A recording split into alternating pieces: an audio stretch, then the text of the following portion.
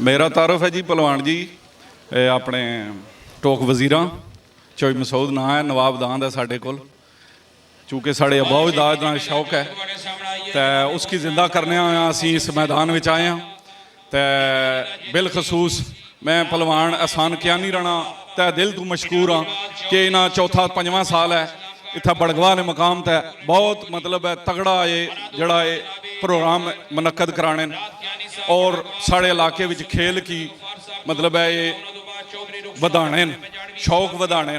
इन्होंने मैं तो दिल तू मशकूर हाँ। सच्ची गल तो यह है कि मेरे को अल्फाज ही कोई नहीं कि इन्होंने किस तरह मैं शुक्रिया अदा करा। इंतजामात ने हवाले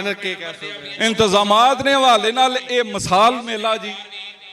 ओवरऑल ये मिसाल है यह जाला जड़ा बाकी जड़ा सिटिंग ना इंतजाम है बहुत आला इंतजाम है और असी जनाब इन्हों की हर माहौल हर हिसाब नाल इन्हों की जनाब अली एप्रीशिएट करने नौजवान नस्ल की पैगाम दे क्योंकि सकाफती प्रोग्राम जेडे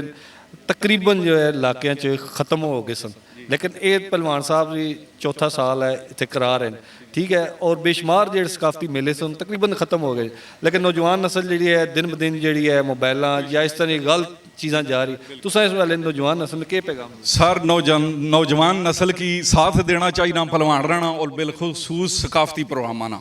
और ये मोबाइल एक्टिविटी तो निकल गए बाकी नशे ने जितने भी मामलात ना तू भी निकल गए इस तरह मतलब है स्पोर्ट्स की जड़ा ना वो मतलब है टाइम देना चाहिए ना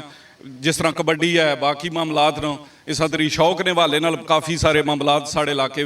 उन्होंने जनाब अली अपना जड़ा वो टाइम जड़ा वो देना चाहिए ना कि मतलब है और किसी रस्ते या और किसी हिसाब